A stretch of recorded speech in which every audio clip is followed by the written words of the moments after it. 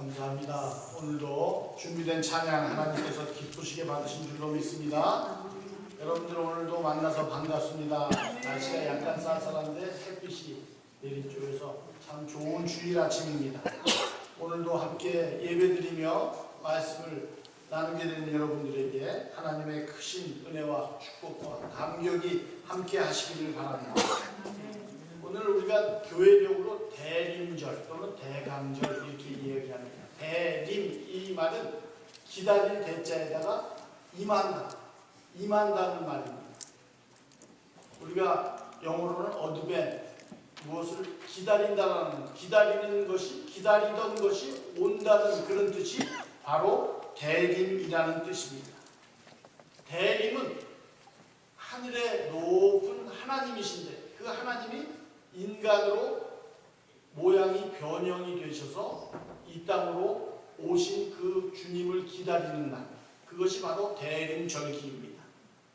2000년 전에 이 땅 위에 이미 사람의 몸을 입고 이 땅 위에 오셨지만은 우리는 해마다 성탄절이 되면 그 날을 기념하면서 그 주님께서 우리에게 오셨던 그 성령님의 뜨거운 마음을 기다리는 절기가 바로 이 대림절입니다. 대림절은 성탄절 전에 4번 주일을 이야기합니다. 대림절이 시작되는 절기는 11월 30일에서 12월 2일 사이에, 다시 말하면 11월 말에서 12월 초 사이에 가장 가까운 11월 30일과 가장 가까운 주일부터 시작합니다.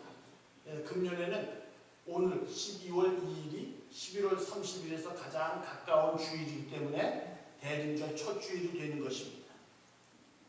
우리가 인생을 살아가는 과정에서 여러 가지 어려운 일들이 많이 있고 그 경험들 때문에 힘이 들 때가 있을 겁니다. 그러나 그 어려움 중에도 우리를 감동시키고 감격하게 하는 것은 우리가 간절하게 기다리고 바라던 것들이 이루어지고 또 기다리던 것들을 만나는 사건입니다. 이 기다림은 사람들이 삶을 살아가면서 의미를 느끼게 하고 감동케 하고 힘과 용기를 주는 근원이 될 수 있는 것입니다. 그 비근한 예로 여러분, 우리 이 지구상에서 아직까지도 민족이 하나인데 남쪽과 북쪽으로 갈라져 있는 나라가 우리 한국 아닙니까? 우리 남한에 사는 많은 사람들은 아직도 북한에 형제와 부모님들을 두고 남한에 사는 분들이 있습니다. 그분들의 소망은 무엇이냐면, 그분들의 기다림은 무엇이냐면, 북쪽에 계신 부모님을 죽기 전에 한 번이라도 북쪽에 계신 형제, 친척들을 한 번이라도 만나고 죽는 것이 소원입니다. 그것이 그들의 기다림입니다. 남한 정부에서 그래서 적십자를 통해서 그 만남을 주선하죠. 그 만나는 사람들의 모습을 보면은 얼마나 그 기다림과 소망이 간절했던가를 우리가 볼 수 있습니다. 눈물로 상봉을 하고 그들이 그동안 나누지 못했던 그런 많은 이야기들을 나누면서 그들이 어느 한 장소에서 기쁨과 감격을 누리는 것을 볼 수가 있습니다. 그 사람들 중 인터뷰한 사람들을 보면은 자기가 여러 가지 많은 어려움과 슬픔과 고통이 인생 가운데 있었지만 그래도 북쪽에 있는 부모님을 한 번이라도 만날 수 있다는 기다림과 소망 때문에 어려움이 다가와도 그것을 극복할 수 있었다는 겁니다. 어떤 사람은 참으로 비참한 그리고 경험하기 힘든 인생을 살아왔지만 북쪽에 있는 형제들을 만날 수 있는 기쁨과 기대감과 소망과 희망을 가졌기 때문에 그 어려움과 고통과 좌절을 이길 수 있다는 겁니다. 여러분, 기다림과 소망, 이것은 우리 삶의 기쁨의 근원이 됩니다. 소망의 근거가 되는 것입니다. 그래서 기다림이라는 것은 참으로 좋은 것입니다. 독일에 살았거나 독일을 여행하신 분들은 알겠지만 독일의 뮌헨이라는 남쪽의 도시가 있습니다. 이 도시에 가면은 다카우라는 강제 수용소가 있습니다. 이 강제 수용소는 1945년 독일이 패망할 때까지 12년 동안 약 20만 명의 포로 수용소였습니다. 20만 명을 가다듬. 그 중에 약 4분의 1, 4, 5만 명, 3만 5천 내지 4, 5만 명이 인체 실험, 의학용으로 사람을 실험하거나 아니면은 그 사람을 강제로 끌어다가 그냥 죽인 그런 사건이 많이 있었습니다. 20만 명 가운데 약 30% 이상이 그렇게 해서 죽음을 당했다는 것입니다. 그런데 그 포로 수용소 벽에 이런 글이 쓰여 있었습니다. 나는 믿는다. 태양이 빛나지 않을 때도 태양이 있음을, 사랑을 느끼지 못할 때에도 사랑이 있음을, 하나님이 침묵하실 때에도 하나님이 계심을, 영원한 평화의 그날이 이 땅 위에 오리라는 것을, 더딜지라도 그날이 반드시 오리라는 것을 나는 굳게 믿는다. 누가 썼는지 모릅니다. 그 암흑의 포로 수용소에서 부르는 노래입니다. 언제 죽을지 모르는 불안에 감추어져 있습니다. 매일 내 눈으로 보는 앞에서 아버지가 끌려가고 어머니가 끌려가고 형제가 끌려가고 동생들이 끌려가는 그 이 죽음의 현장 속에서, 가족과 친척들이 끌려가는 죽음의 현장 속에서 그 아픔과 고통과 격정의 이런 시간 속에서도 이 사람들은 희망을 놓치지 않고 희망을 부르며 기다리고 있었기에 죽음의 수용소에서 견뎌낼 수 있었던 것입니다. 수많은 사람들이 죽어가는 그 상황에서 평화의 날이 올 것이라는 것을, 좀 늦게 올지라도 더디게 올지라도 반드시 오리라는 것을 믿는 희망이 없었다면 아마 이 포로 수용소에 갇혀있던 20만 명의 사람들은 더 많은 죽음을 맞이했을지 모를 겁니다. 그들은 죽음의 골짜기에서도 희망을 노래하고 그 희망을 기다릴 줄 알았기 때문에 그들은 결국 그 희망을 환희로 맛볼 수 있었던 것입니다. 사랑하는 성도 여러분, 오늘 우리가 대림절 첫 주일을 맞이했습니다.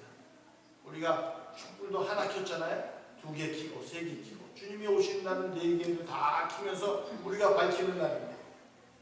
여러분, 여러분의 지금 삶 가운데 기다림이 있습니까? 소망이 있습니까? 이 땅 위에 육신의 몸을 입고 오신 예수 그리스도이신 그분을 기다리는 믿음과 신앙과 고백이 여러분들에게 있습니까? 오늘 대림절 첫 주일 예배를 드리면서 그분을 간절하게 기다리는 믿음과 신앙 고백이 저와 여러분과 함께 있어야 하겠고, 그분을 기다리는 믿음 때문에 우리의 삶에 희망과 기쁨이 넘쳐나는 이 하루가 되어야 될 줄로 믿습니다. 오늘 우리 형제자매가 읽어준 선포한 본문 말씀을 보면은 이스라엘 역사상 가장 어려운 시기였습니다. 기원전 586년 이스라엘이 바벨론의 포로로 끌려갔습니다. 멸망당하고 말았습니다. 여러분, 나라가 멸망당하고 다 포로로 끌려가는 수치를 당하는 그것만큼 정말 치욕적인 일은 없습니다.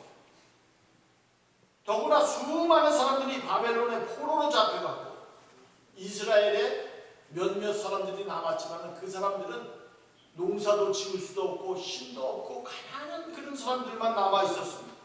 그리고 그 숫자도 많지 않았습니다. 그래서 땅을 경작할 수 없게 되자 이스라엘 땅은 더욱더 황폐되어져 갔습니다. 어디를 둘러봐도 이스라엘은 지금 희망이 없었던 그런 시기입니다. 바벨론 포로로 잡혀간 사람들이 힘을 모아 거기서 탈출을 할 용기나 희망도 없었고, 바벨론이 너무나 크고 위대한 나라가 되었기 때문에 그러한 생각조차 할 수도 없었습니다. 이스라엘 땅에 남아있는 사람들이 힘을 길러 나라의 주권을 회복할 수 있는 가능성도 전혀 없었습니다. 지금의 이 황폐화된 상황에서 헤어날 수 있는 방법은 전혀 보이지 않았습니다. 이런 상황인데 무슨 기다림이 있고 무슨 소망이 있고 무슨 희망이 있겠습니까? 무슨 기다림이 있겠습니까? 그럼에도 불구하고 신앙의 사람 이사야는 오늘 하나님 앞에 이스라엘 백성들을 대표하여 이렇게 선포하고 기도합니다. 오늘 본문 바로 앞 이사야 63장 15절에 보면 이사야가 이렇게 하나님 앞에 기도합니다. 주님, 예전에 보여주셨던 주님의 영광과 권능이 지금 어디 있습니까? 우리를 향하신 주님의 사랑과 자비는 다 어디로 가버렸습니까? 주님은 우리의 구속자라고 하셨는데 왜 우리 곁을 떠나버리셨습니까? 이건 기도라기보다는 절망 섞인 탄식입니다. 이 탄식에는 희망이 담겨져 있습니다. 모든 것이 끝났다고 자포자기하는 것이 아니라 하나님께서 개입하셔서 새로운 세상, 새로운 환경을 만들어 달라는 탄원입니다. 아무런 희망도 기다림도 없지만은 그래도 믿음의 사람들은 탄식의 기도를 통해서 미래에 대한 소망과 기다림의 신앙을 가지고 살았습니다. 오늘 우리가 이사야를 통해서 이런 믿음의 태도들을 배워야 될 줄로 믿습니다. 우리가 2018년 출발했습니다. 그런데 벌써 11개월이 됐지 않습니까? 너무나 빨리 지나왔어요. 어쩌면 우리가 지난 11개월을 살펴보면 희망보다는 절망할 때가 더 많았을지도 모를 것입니다. 내가 기대했던 것보다 모든 것이 다 만족하게 채워지지는 못했습니다. 원하던 것들이 이루어지지도 않았고 어긋난 일도 많았을 것입니다. 그리고 시간이 지나가도 더 나을 것이 없을 것 같은 절망감이 지금도 나를 감싸고 있을지도 모릅니다. 그럼에도 불구하고 우리는 기다림과 소망과 희망의 끈을 놓지 말아야 됩니다. 고통과 아픔에도 불구하고 인내하면서 믿음과 신앙을 가지고 기다리는 사람들과 하나님은 언제나 함께 하셨습니다.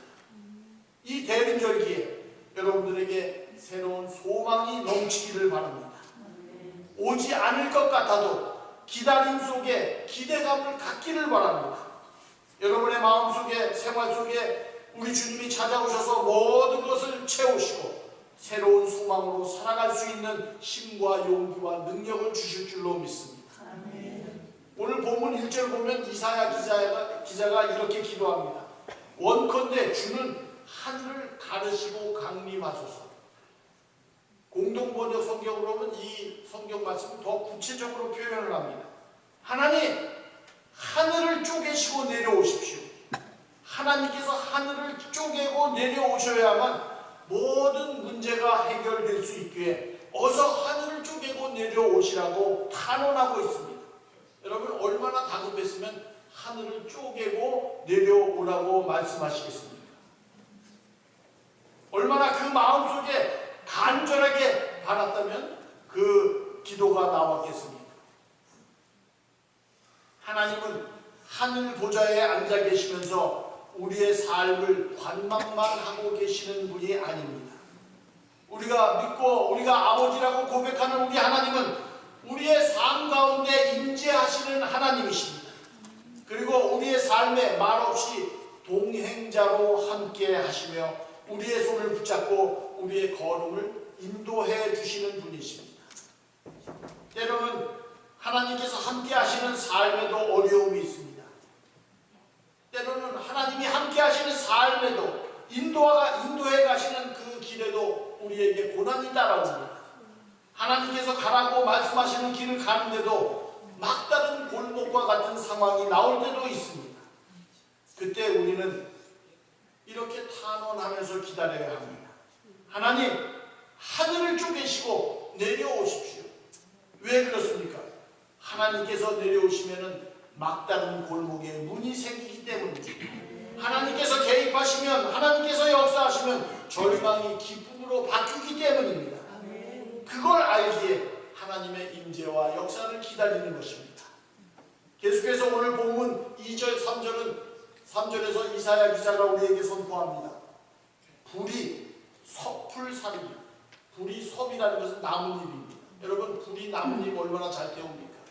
불이 섣불 사르는 것처럼, 불이 물을 끓이는 것처럼 그렇게 하사 주의 원수들이 주의 이름을 알게 하시니 이방 나라들로 주의 앞에서 떨게 하옵소서. 주께서 강림하사 우리가 생각하지 못한 두려운 일을 행하시던 그때에 산들이 주 앞에서 진동하였습니다. 여기서 불, 이것은 성령님으로 강림하시는 하나님 또는 우리 주님을 의미합니다. 하나님의 임재를 상징하는 것이 불입니다. 구약 성경에서 하나님께서 임재하시는 모습을 종종 불로 표현을 하고 있습니다. 그리고 그 불이 나뭇잎을 사르고 물을 끓인다고 말씀하는데, 불이 사르는 섭과 끓이는 물은 1절 하반절에 나오는 산을 말합니다. 지금 이스라엘 앞에 거대한 산 바벨론이 이스라엘을 막고 있습니다. 이스라엘을 멸망시키고 수많은 사람들을 포로로 잡아간 이 바벨론이라는 강대국이 거대한 산이고, 그 모든 것이 폐허가 되어버린 현실이 도저히 뚫고 지나갈 수 없는 큰 위대한 산입니다. 그런데 하나님께서 하늘을 쪼개고 강림하시면 아무리 거대한 산과 같은 절망적인 현실이라고 할지라도 다 녹아내리고 만다는 것입니다. 불이 타 사라지는 잎사귀와 같이 절망이 사라질 것입니다. 꽉 막힌 산과 같은 절망이 물이 끓는 것과 같이 끓어 어느새 사라지고 말 것입니다. 이스라엘 백성들은 벌써 이것을 역사적으로 한번 경험을 했습니다. 하나님께서 강림하셔서 사람이 감히 생각하지 못한 엄청난 일들을 행하셨음을 이스라엘 백성은 이미 잘 알고 있습니다. 이스라엘 백성들이 400년 동안 애굽에서 종살이를 마치고 애굽에서 탈출할 때도 하나님이 임재하시는 경험을 했습니다. 애굽의 학종으로 인해 이스라엘 백성들은 하나님께 울부짖었습니다. 그때 그들은 분명 힘이 없었던 사람들입니다. 때리면 맞아야 하고 일을 독촉하면 시키는 대로 할 수밖에 없었습니다. 게다가 태어난 산의 아이를 나일강에 던져 죽여버리라는 명령에 태어난 지 2살 밑의 아이들은 피덩이를 다 강물에 던져버려야 하는 그 이스라엘 백성들의 고통과 어머니들의 울부짖음을 이 백성들은 기억할 것입니다. 그들은 애굽에 저항할 힘이 없었습니다. 그런데 이 백성들에게 하나님께서 강림하셨습니다. 강림하신 하나님께서 저항 한 번 할 수 없었던 이스라엘을 430년간 노예 생활했던 애굽 백성들을 해방시켜 주셨던 것입니다. 도무지 무너지지 않을 것과 같은 산과 같았던 이 애굽이 하나님이 강림하시고 개입하시니까 그 산을 무너뜨리시고 이스라엘을 해방시키셨던 것입니다. 하나님은 이스라엘 백성 가운데 강림하셔서 애굽이라는 산을 불살라 버리시고 물을 끓는 것 같이 애굽을 흩어버리시고 이스라엘을 건져내셨습니다. 이 백성들은 그것을 이미 경험한 것입니다. 지금 이사야는 그런 기적의 역사를 다시 한번 간절히 탄원하고 베풀어 주시기를 원하고 있는 것입니다.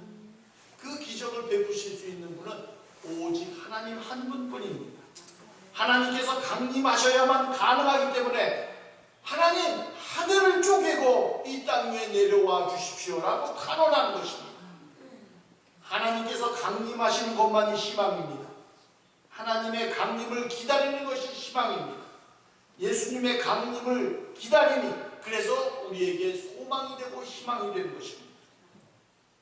여러분, 우리가 인생을 살아보면 우리의 삶에 산과 같은 거대한 벽이 가로막혀 있을 때가 있습니다. 도저히 내 힘으로는 어떻게 해볼 수 없는 정도로 큰 산이 내 앞길을 가로막고 있을 때도 있습니다. 그럴 때 우리는 주님 앞에 탄원해야 합니다.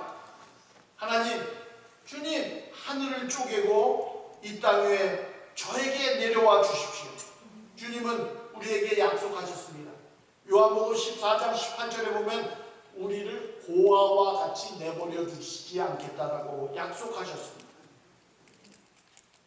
그렇습니다. 우리가 홀로 인생의 무거운 짐을 지고 힘겹게 걷고 있을 때에도 우리는 결코 혼자가 아닙니다.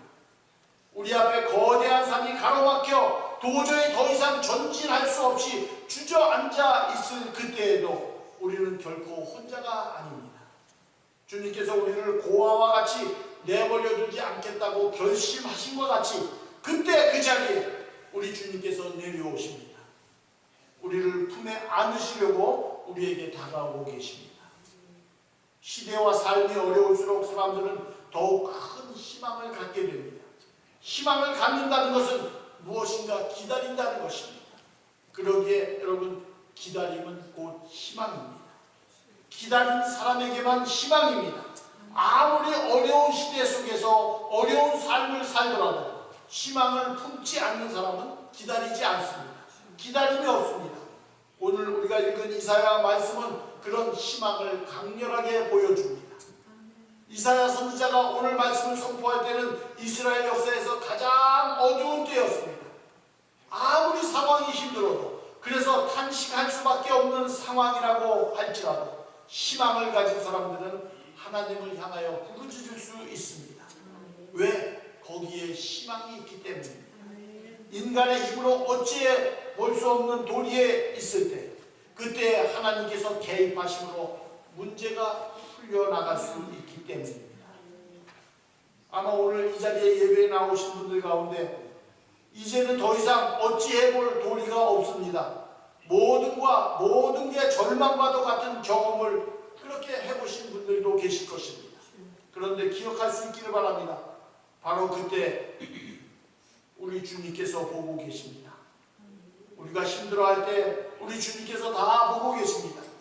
우리를 도우시기 위해 우리 곁으로 다가오고 계십니다. 이스라엘 백성들이 애굽에 종살이하며 고생할 때도 하나님께서는 고생하는 이스라엘 백성들을 모르신 척하는 것이 아닙니다. 이스라엘 백성들이 울부짖을 때 하나님께서 그들의 기도를 들으셨습니다. 그리고 이스라엘 자손들을 돌보셨고 아브라함과 이삭과 야곱에게 하신 약속을 기억하고 계셨습니다. 비록 아직 때가 되지 않아 그들을 구원할 지도자를 보내주시지 않으셨지만 하나님께서는 모세를 은밀히 준비하고 계셨습니다. 그리고 때가 되었을 때 바로에게 가지 않겠다고 떼를 쓰는 모세를 불러 이스라엘의 지도자로 세워주셨고 그들을 해방시켜 주셨습니다. 그렇습니다. 하나님께서는 우리가 힘들어할 때 때로는 너무 어려워 앞뒤가 꽉 막힌 상황에 닥칠지라도 우리를 지켜보고 계십니다. 그리고 때가 되었을 때 하나님께서 친히 강림하십니다. 하늘을 쪼개시고 임재하셔서 우리의 상황을 종료시켜 주십니다. 거대한 산과 같은 장애물이 우리 앞을 가로막고 있다고 할지라도 하나님께서는 우리에게 임재하십니다. 그리고 우리의 그 모든 거대한 산을 다 불살라 버리실 것입니다. 물이 끓는 것과 같이 다 흩어져 헤어지게 만들 것입니다. 기다림이 언제나 낭만적인 것은 아닙니다. 그때까지 아픔을 참아야 하기 때문입니다. 그러나 분명한 것은 있습니다. 기다림이 완성될 날이 반드시 온다는 것입니다. 희망 가운데 기다리면 반드시 우리에게 승리할 날이 올 것입니다. 하늘을 쪼개시고 우리에게 오시는 하나님으로 인해 우리는 이렇게 노래할 수 있습니다. 시편 30편 11절 말씀입니다. 주께서 나의 슬픔이 변하여 내 춤이 되게 하시며 나의 배의 옷을 벗기고 기쁨으로 띠띠우셨나이다. 그렇게 기다리던 이스라엘 백성들에게 하나님께서 하늘을 쪼개시고 강림하셨습니다. 이스라엘 백성을 멸망시킨 강대국 바벨론을 하루아침에 무너뜨리셨습니다. 페르시아를 도구로 사용하셨습니다. 페르시아의 왕 고레스를 통해서 이스라엘 백성들로 하여금 고향으로 돌아갈 수 있는 길을 열어주셨습니다. 그러나 그것도 기다림의 완성이 아니었습니다. 고향으로 돌아온 이스라엘 백성들을 보니까 또 한 번의 좌절을 맛봅니다. 고레스 왕의 배려로 고향에 돌아왔지만 그 고향 땅은 이미 다 폐허가 되어버렸습니다. 절망 가운데 살고 있는 고향 사람들이 깊이 신음하고 있었습니다. 지독한 가난이 그들을 기다리고 있었습니다. 그것을 이겨보려고 무던히 애써보았지만 그들도 좌절감만 맛보았을 뿐입니다. 그래서 그들은 또 기다렸습니다. 메시아가 오기를 간절히 기다렸습니다. 그들의 기다림 가운데 하나님께서 예수 그리스도를 이 땅 위에 보내주셨습니다. 이것이 대림절의 의미요 깊은 뜻입니다. 기다림이 간절하면 그 기다림은 반드시 이루어집니다. 사랑하는 성도 여러분, 오늘 우리가 2018년 대림절 첫 주일에 이 땅 위에 오실 주님을 믿음으로 기다릴 수 있기를 바랍니다. 우리가 간절한 마음으로 기다릴 때 그분은 우리의 삶의 현장에 개입하셔서 우리의 모든 고통과 어려움과 문제를 해결하시고 하늘의 위로를 여러분들에게 베풀어 주실 줄로 믿습니다. 이러한 소망의 하나님이 여러분들 마음속에 여러분의 삶의 현장에 가득하기를 주님의 이름으로 간절히 부탁을 드립니다. 기도합니다.